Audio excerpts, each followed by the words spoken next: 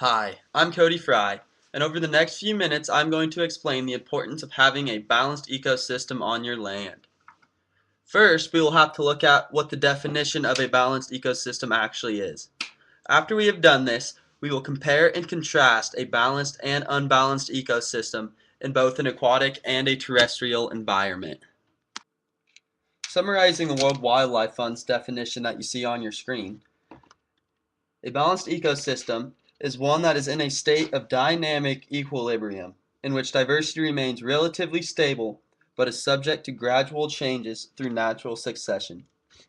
Think of an ecosystem as an elaborate combination of checks and balances. If one organism is left unchecked, it can upset the entire natural balance of things. We will see how the removal of just one species can alter the entire ecosystem makeup over our next two examples. A classic example of a balanced ecosystem can be demonstrated through a sea otter's relationship to kelp. Kelp is a primary food source for sea urchins. These sea urchins are in turn consumed by the sea otters. The sea otter's consumptions of sea urchins keeps urchin populations at a certain level.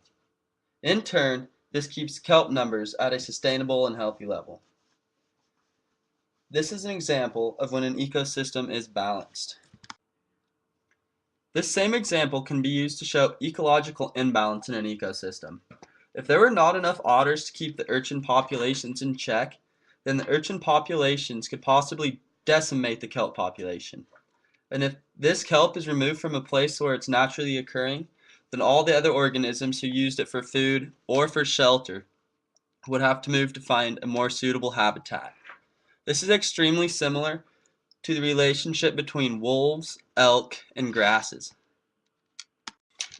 In this example, wolves are the predator species, similar to otters, elk are the prey species, similar to sea urchins, and terrestrial vegetation, such as grasses and shrubs, are the primary producers, similar to kelp. People seem to like to have high elk populations in their area. However, if this elk population is left unchecked, it may continue to grow until it hits carrying capacity and the landscape becomes overgrazed, ruining the ecosystem for all other organisms in the area. A predator species, such as wolves in this case, can keep the elk population at a sustainable number so that it does not destroy the landscape. In conclusion, species importance cannot be dictated by one's personal feelings toward that specific species.